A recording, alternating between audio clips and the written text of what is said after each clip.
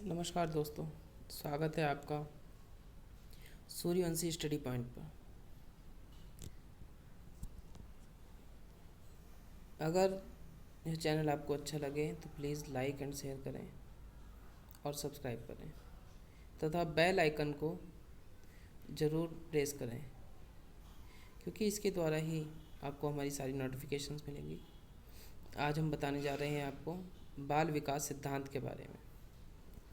बाल विकास सिद्धांत, बाल विकास के निम्नलिखित सिद्धांत हैं।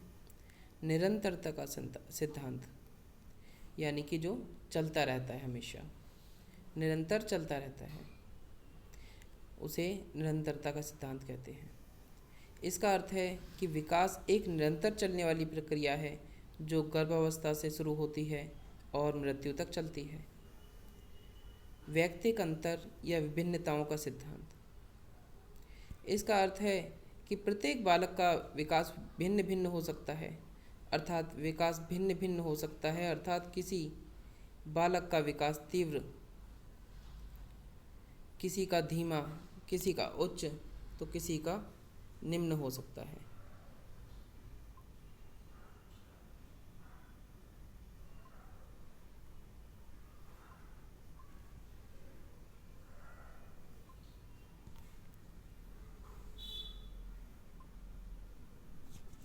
दोस्तों, इसके अंदर मैंने एक ही चीज़ को दोबारा टाइप कर दिया है।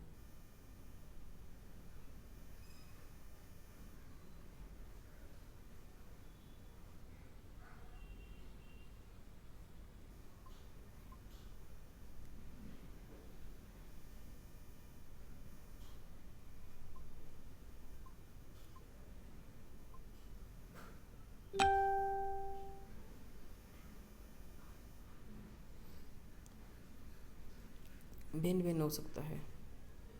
जैसा कि आपने देखा, आप ये भी इस बात को भी समझते हो कि अगर दो अलग अलग व्यक्ति हैं तो अलग अलग भाषाओं का प्रयोग करेंगे, अलग अलग तरीके से बोलेंगे, तो उनका विकास भी भिन्न भिन्न हो सकता है। परंतु यह ज़रूरी नहीं है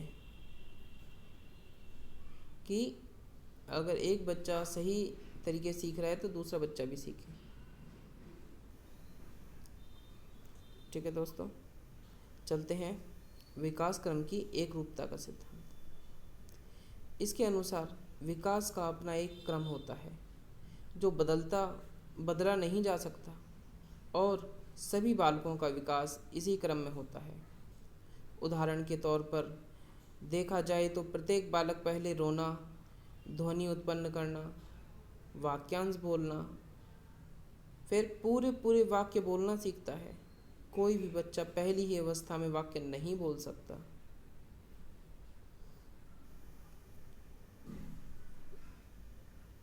विकास की गति की भिन्न भिन्न दर, इसका अर्थ है कि विकास की विभिन्न अवस्थाओं पर विकास की गति भी बदलती रहती है।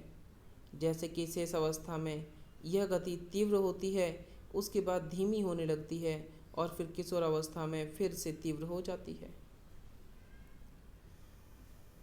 जन्म के बाद जब बच्चा चलने लगता है, बोलने लगता है तथा वह स्मरण रखने लगता है बातों को, तो इससे यह पता पड़ता है कि हाँ, उस समय बच्चों में सीखने की क्षमता जो है वो तीव्र होती है, विकास की गति तीव्र होती है, फिर बाद में धीमी हो जाती है और किशोर अवस्था में दोबारा से तीव्र हो जाती है। विकास का सामान्य से विशिष्ट की ओर चलना, इसका अर्थ है कि बालक शुरू में किसी भी क्रिया के सामान्य रूप को सीखता है, इसके बाद विशिष्ट की ओर जाता है। उदाहरण के तौर पर देखा गया है कि बालक शुरू में सॉरी दोस्तों, इसको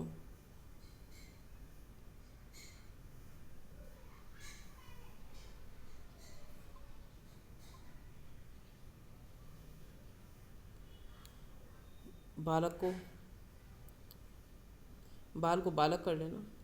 बालक शुरू में किसी वस्तु को उठाने के लिए दोनों हाथों का सहारा लेता है और धीरे धीरे वह केवल एक उंगली तथा अंगूठे की मदद से एक बारीक पेपर को उठाना सीख जाता है। परस्पर संबंध का सिद्धांत। इसके अनुसार सभी प्रकार के विकास जैसे शारीरिक, सामाजिक, संज्ञानात्मक, संवेगानात्मक विकास आदि एक दूसरे से संबंधित होते हैं। एकीकरण का सिद्धांत। इसके अनुसार बालक पहले से संपूर्ण अंग को और फिर अंग के भागों को चलाना सीखता है। उदाहरण, एक बालक पहले पूरे हाथ को, फिर अंगुलियों को और फिर हाथ एवं अंगुलियों को एक साथ चलाना सीखता है। इसे एकीकरण का सिद्धांत कहते हैं। विकास की दिशा का सिद्धांत। इसके अनुसार विकास एक दिशा में चलता रहता है। इसके दो भाग हैं। मस्तादोन्मुखी नियम, अर्थात विकास सिर से पैर की ओर होता है। पहले बच्चा गर्दन संभालना सीखता है, फिर बैठना, फिर घुटनों के बल चलना, खड़े होकर सहारे से चलना और फिर बिना सहारे के चलना। निकट दूर नियम। इसके अनुसार रीढ़ के पास के अंगों का विकास पहले और दूर के अंगों का विकास बाद में होता है। जैसे पहले कंधों का, फिर हाथ का और फिर उंगलियों का विकास होता है। पॉइंट नंबर 9, विकास की भविष्यवाणी की जा सकती है।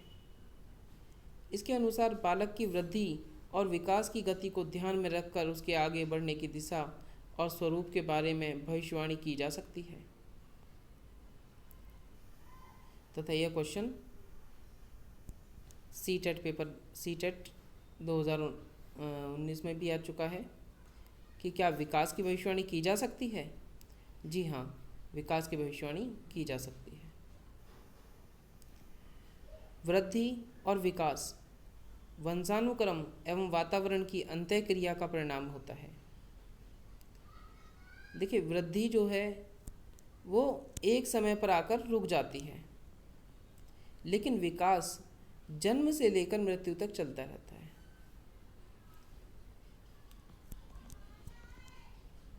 बालक का विकास कैसे होगा, यह इस बात पर निर्भर करता है कि उसके माता पिता से वंशानुक्रम में कैसे गुण मिले हैं तथा वह कैसे वातावरण में रह रहा है। इन सिद्धांतों का शिक्षा में महत्व क्या है, इसके बारे में हम आपको बताएंगे।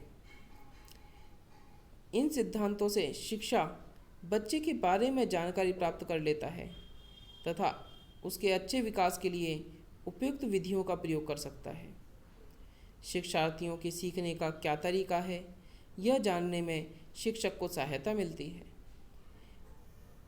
शिक्षक इन सिद्धांतों को जानकर बच्चे के लिए उचित वातावरण उपलब्ध करा सकता है। तो दोस्तों, यह था आपका टॉपिक बाल विकास का सिद्धांत। यदि दोस्तों यह वीडियो आपको अच्छी लगी हो तो प्लीज़ इसको लाइक, शेयर और सब्सक्राइब ज़रूर करें। मैं आपके लिए ऐसी ही और वीडियो लेकर आता रहूँगा। ओके, धन्यवाद दोस्तों।